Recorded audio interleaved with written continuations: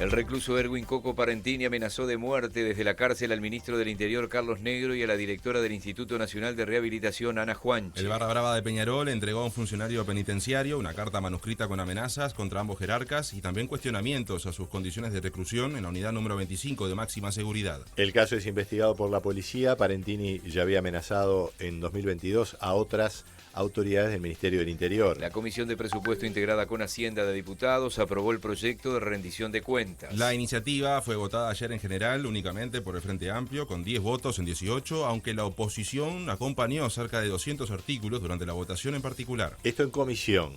El gobierno volvió a reclamar acuerdos a nivel parlamentario para aprobar la rendición. Esto tras el Consejo de Ministros para que se apruebe en el plenario. El secretario de Presidencia, Alejandro Sánchez, advirtió que si no están los votos podrían quedar por el camino recursos para primera infancia, educación, seguridad y personas en situación de calle. También señaló que la creación de algunos cargos para la policía, 300 cargos, requiere necesariamente una norma presupuestal. Sánchez dijo que existen alternativas para algunas partidas, pero insistió en que la prioridad es aprobar la rendición de cuentas. Hay varias negociaciones que se están dando en el Parlamento de la República. El señor Guido Manini Ríos también ha solicitado una reunión con el presidente y le ha entregado propuestas que nosotros responderemos a la brevedad en aras de buscar algún acuerdo, en este caso con Cabildo Abierto, pero no descartamos la posibilidad de dialogar con el resto de las bancadas a efectos de convencer de que se puede tener críticas a la política económica, pero no debería ser oportuno que esas críticas a la política económica del gobierno impidan a los uruguayos y a las uruguayas contar con recursos para atender estas áreas tan importantes de la población. Desde el Partido Nacional, el diputado Pablo Abdala rechazó las advertencias del gobierno. Sostuvo que los blancos respaldan las partidas para infancia, seguridad, educación y personas en situación de calle, aunque no votarán la rendición en general. Afirmó que si el proyecto no se aprueba, el Partido Nacional impulsará estas medidas por separado. Nuestros votos están para que mañana mismo, incluso antes de que rija la rendición de cuentas y llegara a aprobarse, que la rendición de cuentas regirá a partir del 1 de enero, puede estar vigente la asignación única para la infancia, pueden estar los recursos para financiar las mejoras en materia de seguridad, lo mismo para atender a la gente en situación de calle, o los refuerzos para la universidad y para la ANEP. Que quede claro sin perjuicio de que todo esto también esconde un aspecto que a muchos nos preocupa.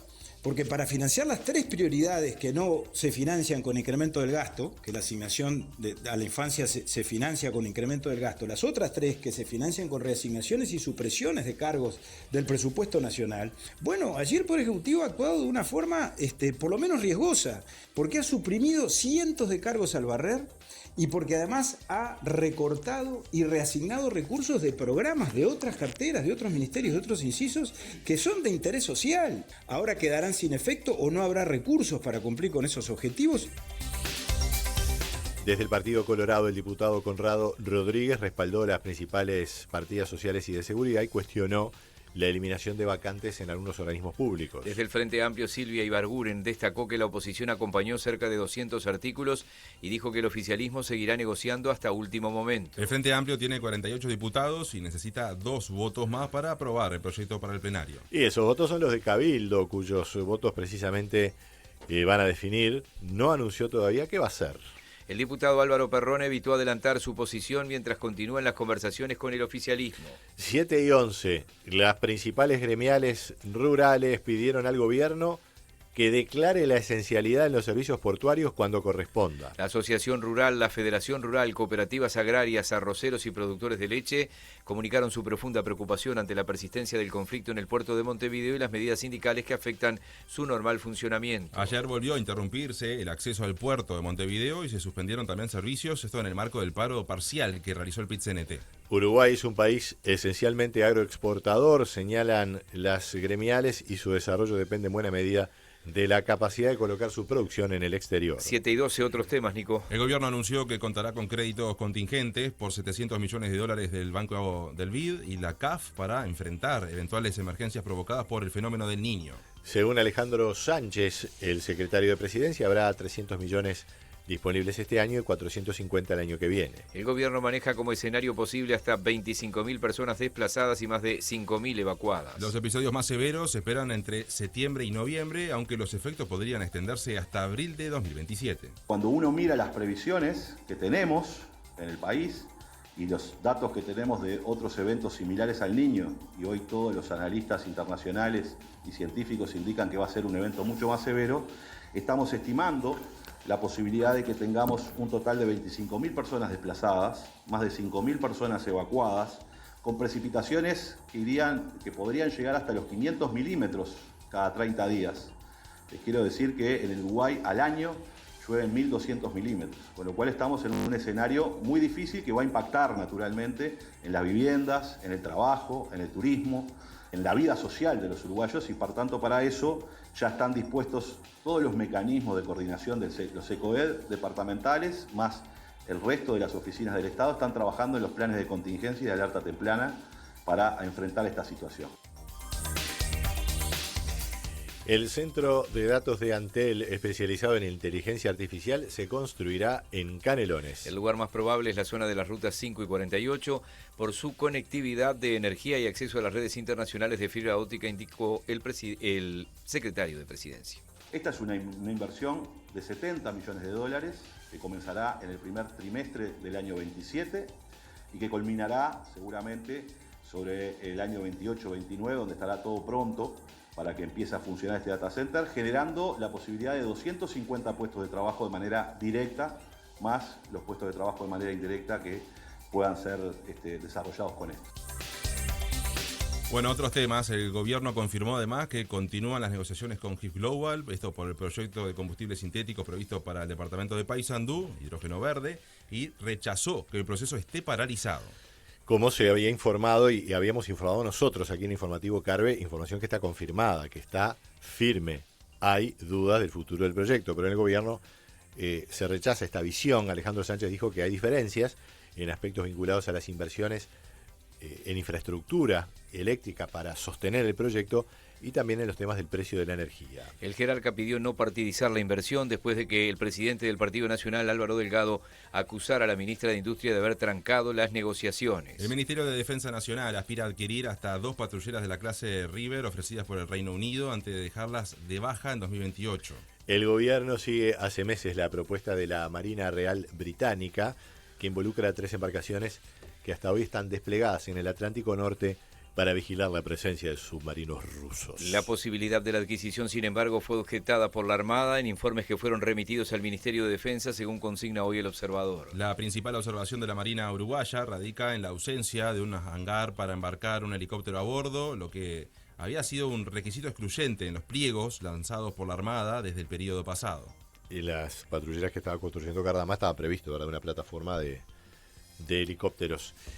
El PIT-CNT reclamó una reforma tributaria que aumente el aporte en los sectores mayores ingresos y volvió a plantear una sobretasa en el impuesto al patrimonio del 1% para el 1% más rico, de manera de financiar políticas sociales. Durante el paro parcial de ayer, la central también reclamó que el gobierno cumpla los acuerdos alcanzados en el diálogo social sobre seguridad social. Cuestionó en particular que el Ejecutivo haya descartado por ahora crear un organismo público que administre las cuentas de ahorro individual actualmente gestionadas por la SAFAP. El PIT-CNT pidió además una reducción de la jornada laboral sin pérdida salarial, mejoras para los salarios más bajos y cuestionó las exoneraciones fiscales al gran capital. El dirigente sindical Sergio Somaruga sostuvo que sin una mayor redistribución de la riqueza no podrán resolverse los problemas estructurales del país y criticó la orientación del equipo económico. Uruguay ha tenido 20 años, 700 asentamientos irregulares. Hace 30 años que tenemos infantilización de la pobreza. Tenemos una tercera parte de la población económicamente activa que está o sin trabajo o con subempleo o con precarización laboral.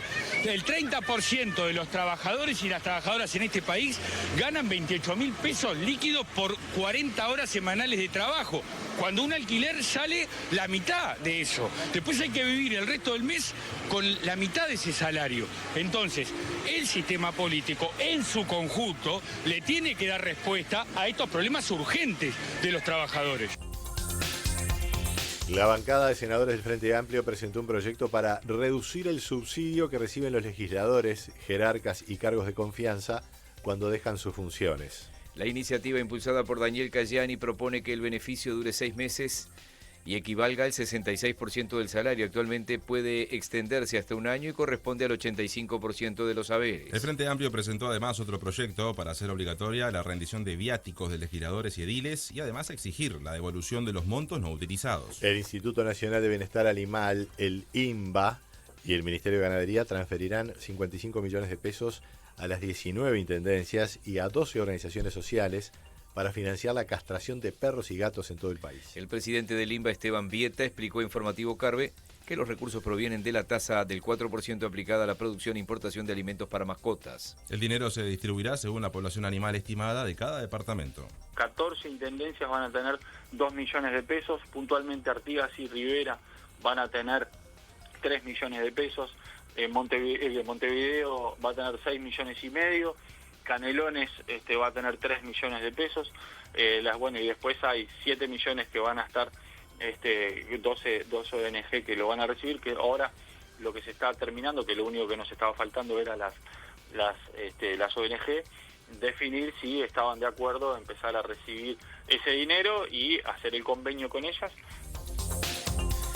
En las últimas horas se registraron 4 homicidios, 3 en Montevideo y otro en Carmelo. La policía investiga la balacera ocurrida ayer frente al Hospital Maciel en Ciudad Vieja. La principal hipótesis es que el ataque estaba dirigido contra Kevin Moroto, un hombre de 27 años que se encontraba en el hospital y ya había sido atacado en otras oportunidades. En Argentina, la diputada opositora Victoria Tolosa Paz denunció penalmente al ministro de Economía Luis Caputo por presunto desvío de más de 1 billón de pesos argentinos para mantenimiento de rutas. Raúl Guillermo Rodríguez Castro, nieto del expresidente cubano Raúl Castro, fue señalado por presuntos vínculos con una red de tráfico de personas entre Cuba, México y Estados Unidos. En el deporte, City Torque visitará a Tigre hoy por la ida de los octavos de final de la Copa Sudamericana. Será a las 7 en Buenos Aires. La Copa AUF Uruguay 2026 comenzará el 26 de agosto. Es miércoles, con un nuevo formato. Los 24 equipos profesionales estarán divididos en 6 grupos de 4. Peñarol quedó en el grupo número 1 con City Torque, Danubio y Atenas. Nacional integra el 5 junto a Albion, Progreso y River Plate.